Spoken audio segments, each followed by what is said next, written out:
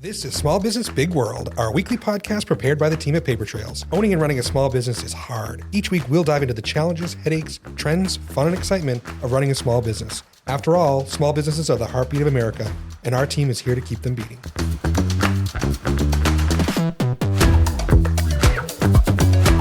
Welcome to Small Business Big World, our weekly podcast where we talk about everything small business. Today, I've got Pat Brady here, Bergen & Parkinson, attorney at law. Welcome. Thank you so much for joining us. Thank you. Pat's also a little bit unique in that he's an attorney, but he's also a small business owner on the side, a little side hustle, right? Yeah, Tell me about that. Right. What you got on the side? Yeah, definitely. So we've actually, this may be news to Chris, it may not be. We actually got two kind of side things going. One is we do own Mail Unlimited, which is a kind of an institution around here in Kennebunk, or at least I like to think it is. Yeah. That's one. My wife and I did buy that a couple of years ago now. It's amazing how fast time flies. And the second is, as part of trying to grow Mail It, we ended up buying a gift box company. It's called Crateful of Maine, which some people may know it from just kind of being around buying gifts and stuff like that. But we bought it from a gentleman up in Portland almost a year ago now. There you go. That is news to me. Congratulations. Yeah. So, yeah. Well, good. Well, so today's topic is buying a small business, how to buy a small business. So Pat's going to put his lawyer hat on. He's going to put his small business owner hat on, and we're going to kind of talk through that. But before we do that, don't forget, we got a little housekeeping. We've got to like, follow, share, rate, review, subscribe. Getting pretty good at that. At Small Business Big World, everywhere you want to see us. We're all over socials. We're all over the podcast places. So check us out. If you have questions for us, for Pat, for any of our guests, you can always email us at podcast@papertrails.com, and we'll get back to you and get those questions answered or talk about them in a future episode. So Pat, let's talk about how to find buying a business, right? So for some god-awful reason, some of us like to be crazy and be entrepreneurs and start businesses and buy businesses. So what do you think, how are people going about finding those businesses? That's the big thing, right? I mean, certainly, we see with our client base, every time a business changes, there's a little bit of confidentiality, things. Nobody wants to disrupt the apple cart, but they, a lot of people may want to get out of their business, right? Yep. How are you finding people are finding those businesses to buy? Yeah, definitely. And so I'll back up a little bit and just kind of pick up on what Chris said in the intro, is that I am, in addition to the Mail It and Crateful stuff, I am also an attorney. Just started at Bergen & Parkinson this year. I was at a larger firm up in Portland before that. But a big part of my practice is buying, selling businesses, representing people who are buying and selling businesses. So I can speak to kind of how we found our opportunities and then what I'm seeing from a lot of my clients. And ourselves, we found these opportunities online. There's a lot of websites that people are probably familiar with. One of them is called Biz Buy Sell, I think it is, and then there's another called LoopNet. And these websites are things that really anyone has access to. You can find anything from really sophisticated brokers selling businesses on sellers' behalfs on there to kind of DIYers, putting up their business for sale by owner on there. So, and I'm guilty of the Sunday morning scroll on Biz Buy Sell just to see what's out there. Yep, absolutely. It is pretty interesting to just kind of cruise through there and see what's out there. Yeah. And so that's certainly one way. And we do actually get a fair amount of clients that come to us with businesses that they've found on Biz Buy and Sell and come to us to try and basically get it from the listing to over the finish line. You do see a lot of management succession. So a lot of either, employees looking to take it over from the owners that are retiring. That's obviously kind of situational dependent. You got to be in the right place at the right time, to have that. But we also get a lot of people who just develop relationships as part of their current, whether they're an employee or a business owner themselves, and they just develop relationships in the industry with other companies, and it just so happens to come up in conversation, or maybe they approach them and say, what's your plan? Is there a deal here? Right. Can we put something together? There's a lot of that happens. I'd say by and large, the vast majority of what we see is really just kind of inter-industry people putting deals together because it makes sense for all parties. Sure. And of course, there's always just the cold calls. People just like doing deals, right? If you see a business you like, give them a call. Right. Everything's for sale for a price. Everything's for sale for a price. That's right. And there's no harm having the conversation. Absolutely.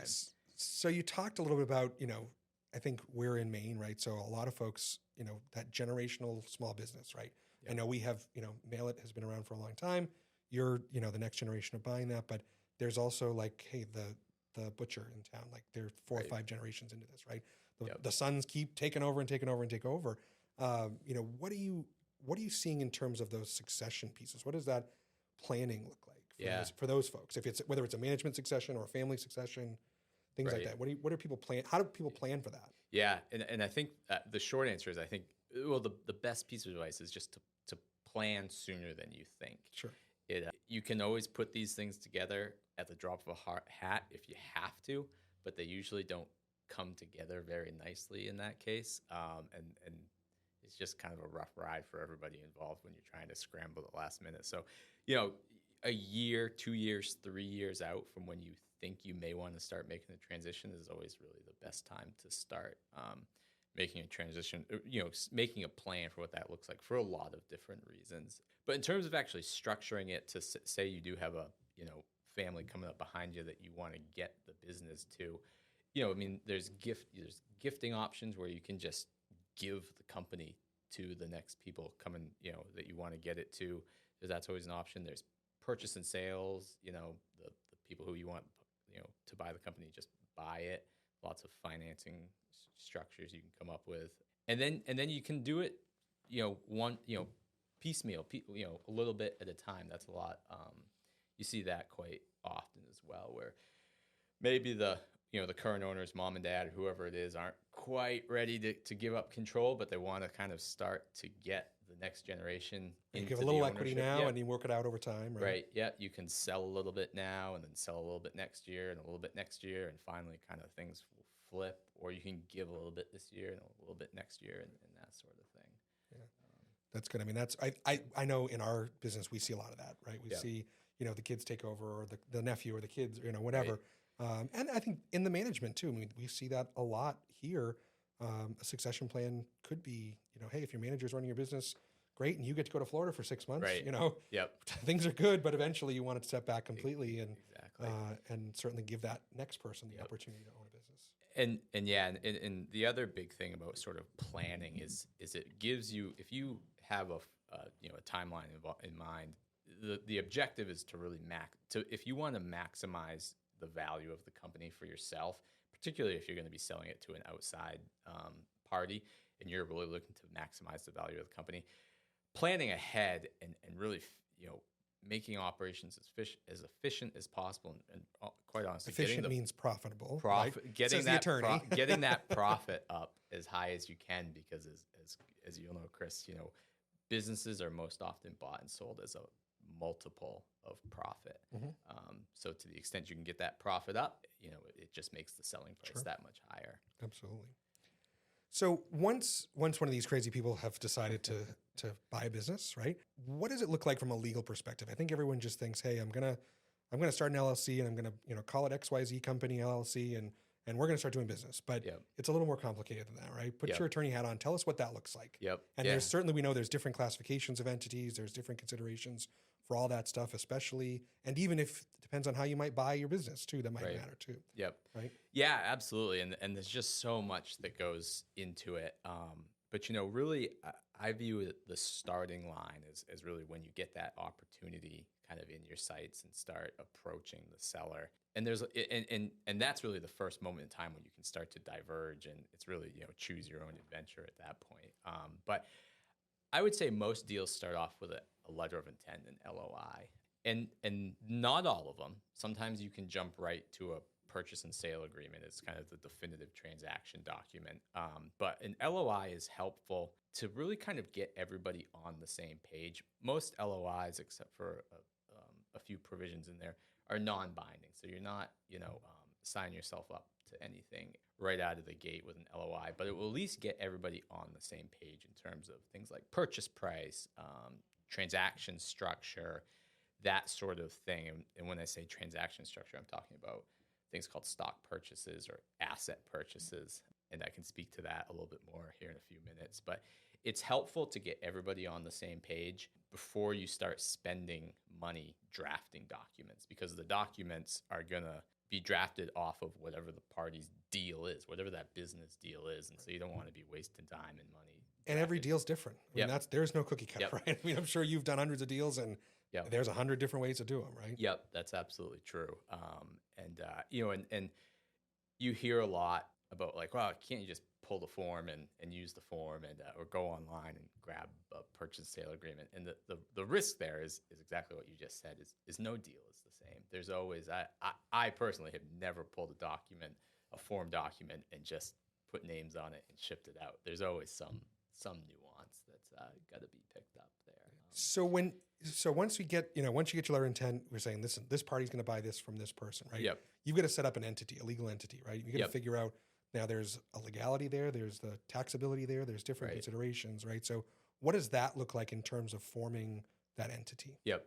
Yeah. So, the big two that most people pick from, well, three: a sole proprietorship, which is just, Chris out doing business or Patrick out just doing business by themselves, just their own individual person. That's doing business without a corporate entity. Then you've got a corporation or an LLC. Those are the two other big ones. There are others, but they're more or less historical. LLCs are really kind of in vogue right now. They're extremely flexible. They're a relatively new creation, but you can have really as many owners as you want. You can really do almost anything with the corporate governance within reason. But the corporate, and there's some tax distinctions between the two, but corporations have a lot more, they're much more rigid when it comes to like governance. You got to have shareholder meetings and that sort of thing. So most people are picking LLCs right now. And then the actual process to form an LLC is actually quite straightforward. You file this thing with the Secretary of State all the way up in Augusta.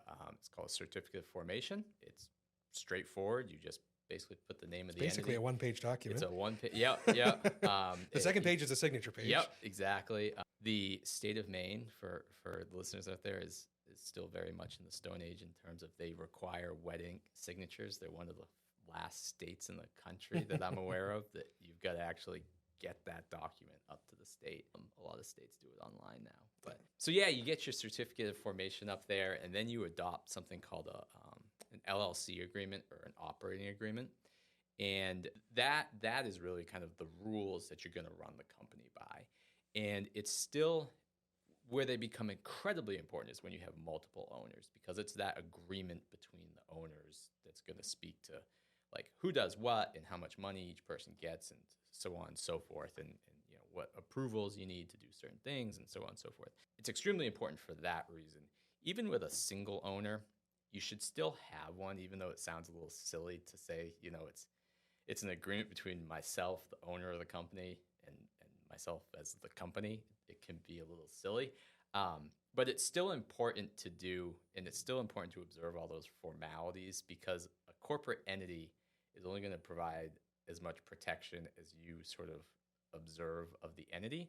So what I mean by that is the value of a corporate entity is the liability protection that it provides the owners. So if there's some liability of the LLC that the LLC can't satisfy, it generally protects the owners from having to. And that's the big thing, right? If you're sole prop, you don't have that legal barrier, right? So if someone slips and falls on your property and you own it in your personal name, they're coming after you, coming after your house, your retirement, all that stuff, right? Exactly. Yep. If you have an entity formed, you have an LLC formed, essentially, I mean, I'm sure some great attorney out there could pierce this, and I'm sure they have, but, essentially someone slips and falls, they can only take what is owned by that entity. Right. And exactly. And that's why you see when people buy, when they have multiple, real estate properties and that sort of thing, they buy them all in separate LLCs. That's the Grant Cardone thing on TikTok, right? That's what everyone's. I have 37 LLCs. Someone to walk my dog is in an LLC. Exactly. And the reason for that is you take the property example. If someone slips and falls and there's 10 properties, but each one's in a separate LLC, the concept is that if they fall on property A, they're limited to basically property A to satisfy that judgment, whatever it is. They can't go after B, C, D, and so on and so forth. But yeah, so that's why you really want to do that entity. But the piercing the veil comment you just made, what that means is that if you don't observe the formalities of the entity, some judge could say someday that because you didn't observe the formalities, you don't get the benefit of the protection the LLC provides. And when I say formalities, I mean things like having that, an operating agreement is just going to kind of advance that concept that this LLC is its own box. it's its own living, breathing thing. Things like commingling bank accounts, using the company's bank, the LLC's bank account as your own, paying your own mortgage out of the LLC account and going grocery shopping out of the LLC account, and all that stuff's going to get you into a lot of trouble. Those are bad things. Those are bad things. Yeah. From a legal, from a bookkeeping, from an accounting perspective. Yeah. Just keep them separate, please. Right. Yeah. So one of the things you talked about, the piercing the veil, going through, keeping things separate. Of course, I have clients that have literally filed that certificate formation. They've gone to the IRS website, they got their EIN, and they're in business, right? I mean, legally speaking, they're in business, right? Yep. But I think the value of having someone like yourself draft that operating agreement and all the documentation and so forth. Yep. Yeah, okay, we're going to pay $1,000 or whatever it is this week Yep. to do that. But it really is that last step that you have to have Right. to protect yourself and your entity, right? Yep. And what I tell clients a lot of times is when you're setting up the business, it's just so important to sort of set yourself up with a strong foundation, because it really sets the tone for kind of how you're going to do business the rest of the time. And if you just kind of haphazardly pull it together, the paper foundation isn't really there. One, it's just, it makes life difficult in a whole number of different reasons. But the second is if you have in your mind that you're going to one day sell the company, a buyer, if you think of yourself as a buyer, if you go in and you see if you're looking at this opportunity that's just in disarray, they have no foundation, they're just kind of haphazardly running it. No, it may not kill the deal, but it's a paper, it could be one of those death by 1,000 paper cuts things where there could be this issue and that issue. Maybe those aren't so bad, but then the house is a mess, and maybe, you kind of pull all this stuff together. And I bought one of those businesses, and I can tell you I got 999 paper cuts, and I probably should have gotten that 1,000. Yeah. So it is important to kind of get that house in order out of the gate and set up those entities correctly. So I think, you mentioned something really important. When you're buying a business, in most terms, right, someone is exiting this business. Even when you're buying it, even though if your exit plan isn't for 20, 30, 40, 50 years, it's important to start thinking about that at the beginning, right? Yep. And that comes from, okay, I've got my business. Business is a business is an asset. It's valuable, right? Yep. A lot of, particularly my clients, I'm sure yours too, say, gosh, my business is my retirement, right? Yep. Yep. And so don't run it into the ground, right? Make sure you have it organized. Make sure, just like if you were putting money into any other investment, keep it organized, right? Right. Yep. And do it right. And have the advisors, most importantly, like yourself and an accountant and so forth, to be guiding you through that, right? Yeah. One of the most painful examples I can think of, just illustrate, do it right, is we had a company with 3 owners out of the gate, and the 2 owners bought the 3rd one out. They thought they did, but they didn't really do any paperwork. It was just kind of a handshake. We'll give you some amount of money, and we'll just sign this little thing that says you're an owner anymore, and off they went. Well, 10 years later, the 2 guys that were selling it for a significant sum of money. And the buyer, opens up the hood and says, well, what's this 3rd owner? And, the response is, well, he's not an owner anymore. Well, yeah, he actually is. Whatever you guys did back then was not enough. He's still an owner. You got to go find that guy, and you got to get him to sign a release. And, of course, at that time, the value of the business is huge. Well, significantly more than it was way back. And, of course, that guy's not going to just sign a release at this point. So that was kind of a tough one to work through. But so it's stuff like that. There's lots of horror stories like that. But but keep yourself organized, right? Don't. I mean, I am one of these trusted advisors. I consider myself that. But don't be afraid to call your trusted advisor. And it may cost you a couple $100 to have that conversation, but could save you tens or hundreds of thousands of dollars down the road potentially, right? Exactly. Depending on the scenario. So I know, just to shit on you for a minute, everyone's afraid to call a lawyer, right? God, they bill me by the minute, right? But sometimes, most of the time, that's really warranted. Right. And don't be afraid to do that. So we like to think we can add value once in a while. Not just add to the bill, right? Yeah, exactly. Good. Exactly. Good. But yeah, so I guess to jump back to the buying the business entity sort of thing, and actually how you're structuring their transactions also going to play into how you set up the entity to go back to what I mentioned initially, there's really kind of two types of transactions: what they call asset transactions, and then stock transactions, stock deals, equity deals, whatever you want to call them. And the distinction between the two is, in an asset deal, think of it as the seller has their LLC or corporation, whatever. That's that box. That's the seller owns that company. There are assets within that: cars, trucks, desks, goodwill, contracts, all that good stuff.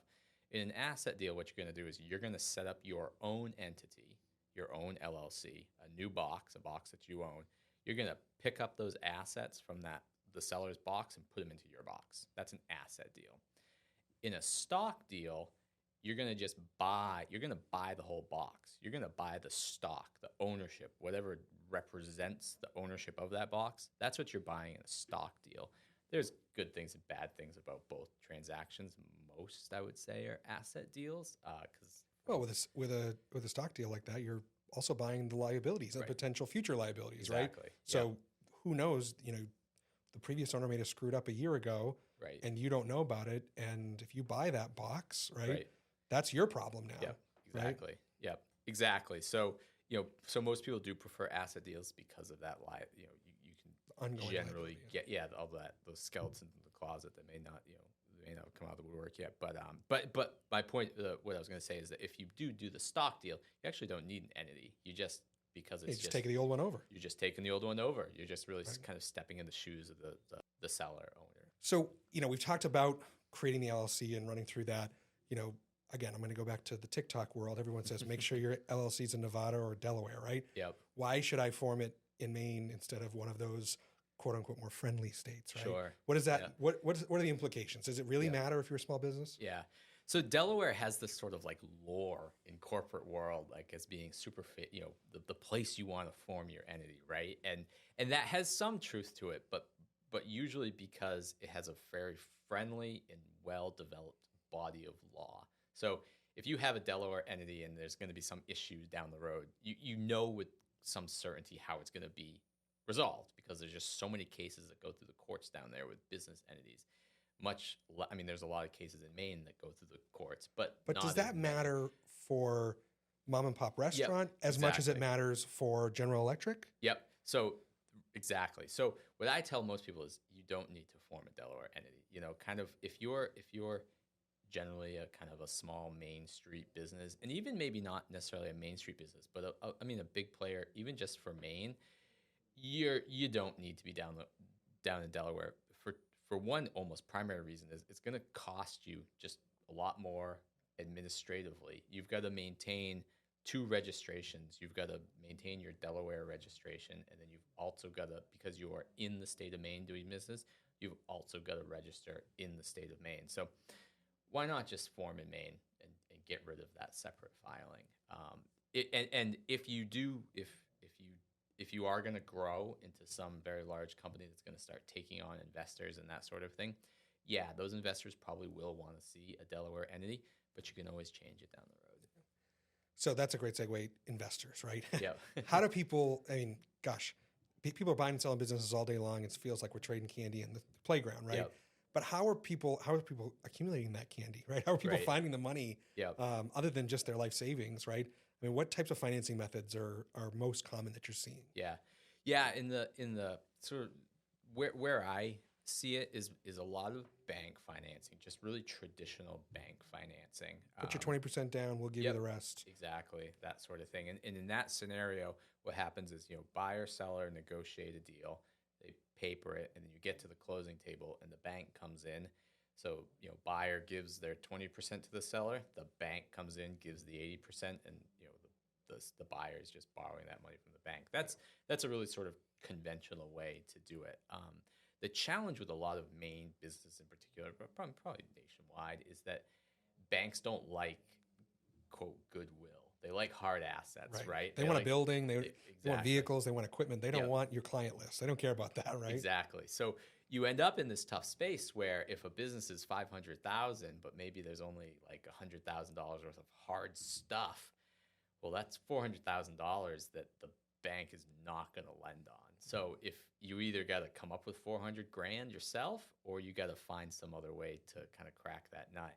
And how you do that in most cases is either seller financing, and what that means is the seller says, the seller acts as a bank in that scenario, and they just basically say, yeah, pay me out over time.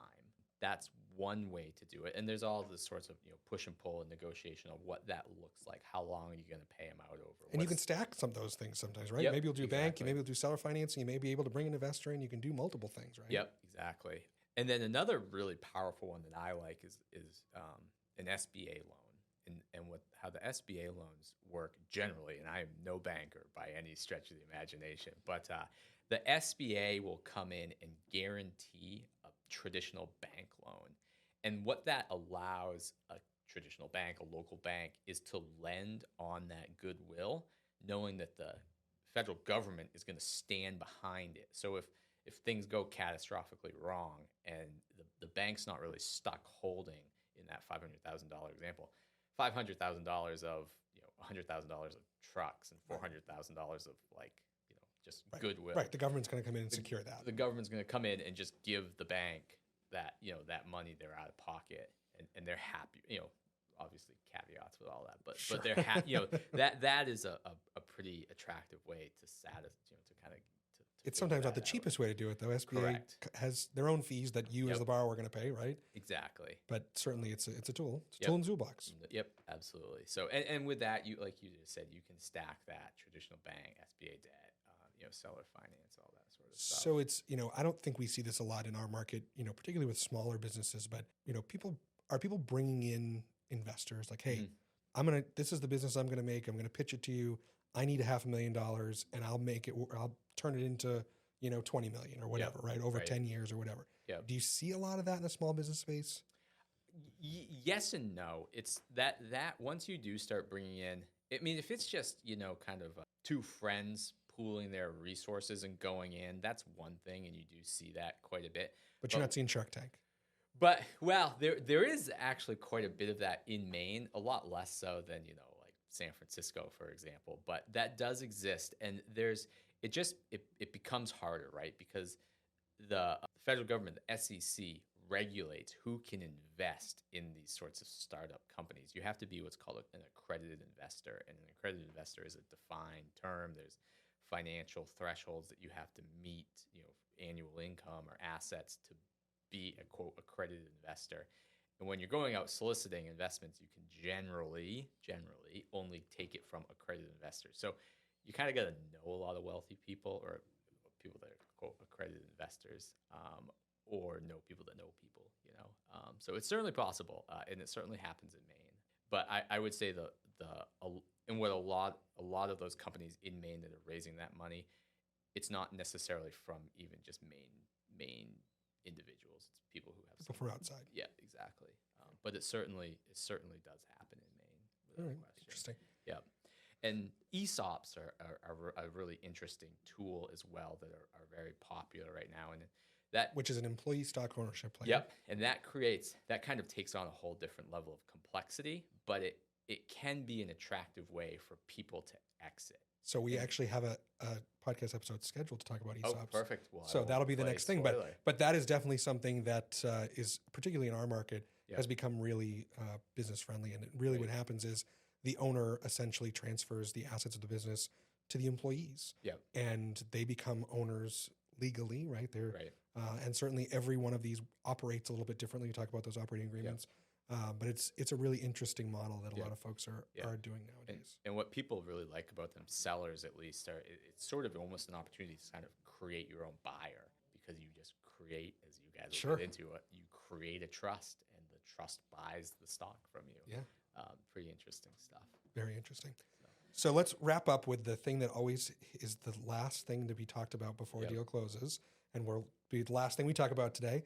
Is talking about asset allocation, right? So I've seen many, many deals go through. You probably have as well, where the day before the closing, everyone's like, "Oh, what's the asset allocation?" And you're negotiating literally at the 11th hour about what the asset allocation. Can you tell us what that is, how it works, all that stuff? Yeah. So when you in asset deals, or really in any deal, particularly in asset deals, you're going to buy a whole bunch of stuff, right? You're going to buy like cars, trucks, inventory, tables, chairs, accounts receivable, maybe contracts, goodwill is the big one.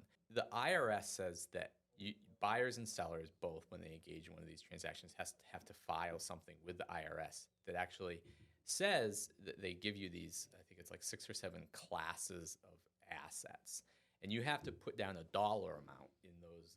So you buy your $500,000 business. Yep. It's not just I bought $500,000. Right. It's I bought $100,000 worth of inventory, $50,000 worth of furniture and fixtures, and so forth. Right. Yep. So the IRS makes each party submit one of those to the IRS, and in our experience, I mean, they need to be consistent with one another. The IRS is going to take a big issue with if one of them says if they're wildly disproportionate from one another. And the reason is that these different classes of assets have different ways to depreciate them. That's the taxability can be different. Taxability, exactly. So the easiest example is goodwill and fixtures, shelves and tables and stuff like that. Typically, as a buyer, you want all of your allocation into like that stuff like fixtures and the hard assets because you can write that off as soon as you leave the closing table. Goodwill, if you put a lot of it into goodwill, you have to amortize that over 10 or 15 years. Or longer, like sometimes. Depends on what you're buying, right? So you can only get a little bit of a tax deduction each year for that. But on the seller side, you want all of that into goodwill. As you want to push as much of that into those sorts of buckets because it's capital gain for you versus these other than ordinary income. Right. These hard assets are often going to be ordinary income, which means a higher tax rate and an immediate tax hit. And I still never understand why. Maybe the realtors don't understand this, but you'd think when they're drafting the purchase and sale and you're having these conversations, you start at the beginning with these kind of things. It should be in that letter of intent, I would think. But for whatever reason, it always seems like it's the thing that is holds things up at the closing table, right? Yep. And I like to we use these things called disclosure schedules quite often in our purchase and sales agreements. And what they are a really healthy, robust purchase and sale agreement is going to say basically what the deal is, and then it's going to go through and it's going to have all these disclosures, these reps and warranties is what they're called. They're statements that the seller is going to make about the business that they're selling. There's no litigation. The company's in good standing. There's no outstanding tax audits. I mean, no employee, fair labor violations, all that good stuff. And it's going to reference schedules. If there's any exceptions to that, it goes on a schedule. Just the asset allocation is another schedule. Put it in the beginning. Put it at the beginning. So one thing we really didn't talk about is you talked about the due diligence. Yep. Right. We didn't talk about due diligence, but when you're buying a business, you should do some due diligence and making sure there are no legal pitfalls, there's no issues, there's no lawsuits, those kind of things. Make sure the books are as they are presented. Yep, exactly. Making sure what you're buying is real. Yep. And the thing to always keep in mind is that when you're buying a business, when you get past the finish line, really the only recourse you have against a seller is what's in the purchase and sale agreement. So it becomes so important to whatever you care about, whatever you're making your decision on to buy that business, it's got to be in the purchase and sale agreement. Make sure whatever financial statements you're using to base your decision off of, you got to reference those in your purchase and sale agreement. Because if you just sign a purchase and sale agreement that says, I'll buy your business for $200,000, and then post-close you find out that the financial statements they gave you are full of garbage and they're meaningless, and lo and behold, the company doesn't make $200,000, it makes $10,000 a year, and there's this lawsuit they didn't tell you about and all this stuff. You're in there's not much you can go back for. Pretty tough spot there. Well, good. Yep. Well, good. Well, that was a quick summary of how to buy. There's a lots of ins and outs, and I would encourage everybody, if you were thinking about doing that, find a good attorney to represent you. Yep. Don't be afraid of the bill. It will be well worth it. Yep. Because certainly, as we know, there's lots of folks out there that may not be doing things on the up and up. Yep. And we don't want anybody to come under there. So exactly. Just really quick, I got a plug for my friends at Strategic Talent Management. So we know that people are the most important ingredient in our business's success. And our friends over at Strategic Talent Management believe the way to take your organization to the next level begins with knowing your people and yourself. When leaders and managers are spending fewer hours addressing the fallout of a disengagement, mediocre performance, and unclear communication, they have the time and energy to achieve the organization's goals. tune into our friend STM's People Solutions podcast. So they also have a podcast on your favorite platform every other Thursday, and they dive into all sorts of people challenges and offer practical solutions for that. So that's a very people-focused podcast. Strategic Talent Management is a client of ours, but they're also great friends, and we use their services in our hiring assessments and so forth. They're really great folks. So, but Pat, thank you so much for joining us today. It's been really good. And anybody, certainly remember, like, follow, share, subscribe, rate, review on your podcast platform for Small Business Big World. And again, if you have any questions for us, feel free to email us at podcast@papertrails.com. How do folks get in touch with you? We have any good way you want to get through us? Yeah, no, through Chris is fine. Right. pbrady@bergenparkinson.com. Perfect. There's a good email. Perfect. So again, feel free to get in touch with us and or with Pat if you have questions. And I wish everyone the best of luck that wants to buy a business. It's a roller coaster. Go get them. Good. Thanks so much to everybody. We'll see you next week. Thanks, Chris. Thanks for listening to this week's episode of A Small Business Big World. This podcast is a production of Paper Trails. We are a payroll and HR company based in Kennebunk, Maine, and we serve small and mid-sized businesses across New England and the country. If you found this podcast helpful, don't forget to follow us at Paper Trails Payroll across all social media platforms, and check us out at papertrails.com for more information. As a reminder, the views, opinions, and thoughts expressed are the hosts and guests alone. The material presented in this podcast is for general information purposes only and should not be considered legal or financial advice. By inviting this guest to our podcast, Paper Trails does not imply endorsement of or opposition to any specific individual, organization, product, or service.